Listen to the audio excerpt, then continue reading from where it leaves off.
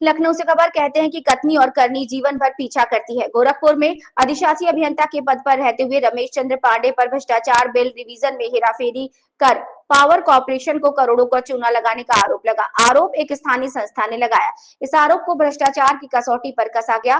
प्रबंधक ने कहा कि आरोप लगे हैं तो इम्तिहान से भी गुजरना पड़ेगा। परीक्षा हुई यानी जांच। जांच के बाद 70 पन्ने की जांच रिपोर्ट आई। पता चला कि पूरी दाल ही काली है। ये जांच एक तेज तर्रार आईएएस के द्वारा कराई गई थी।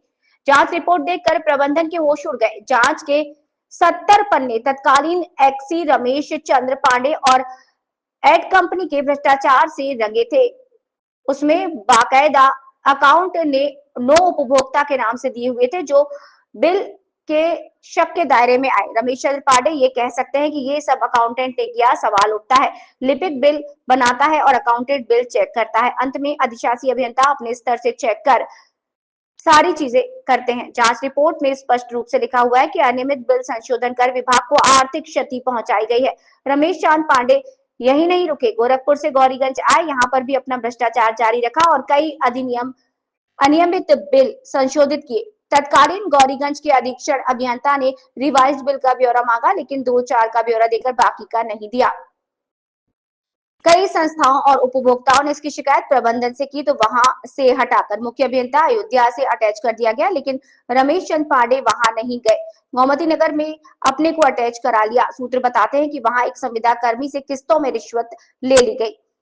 अगर घोटाला कर बचने का पैमाना अर्थदंड और इंक्रीमेंट बैक है तो कोई भी कर्मचारी करोड़ों का घोटाला करके इंक्रीमेंट बैक और अर्थदंड ले सकता है। ये एक बड़ा सवाल है। एक तरफ सुधार कार्यक्रम चलाया जा रहा है, दूसरी ओर लूट की छूट दी जाती है। ये कैसा सुधार? ऐसे भ्रष्टाचारियों को अनिवार्य सेवानिवृत्ति दी जानी चाहिए। शेष अगले अंक में।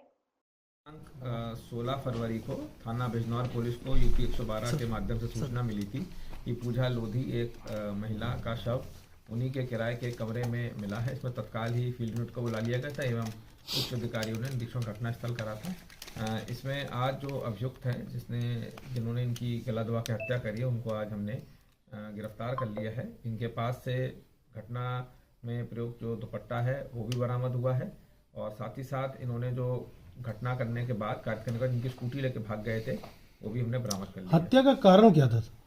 देखिए, इसमें सूरज यादव नामक अभियुक्त जिसको हमने गिरफ्तार करा, ये लगभग 24 वर्षीय युवक हैं।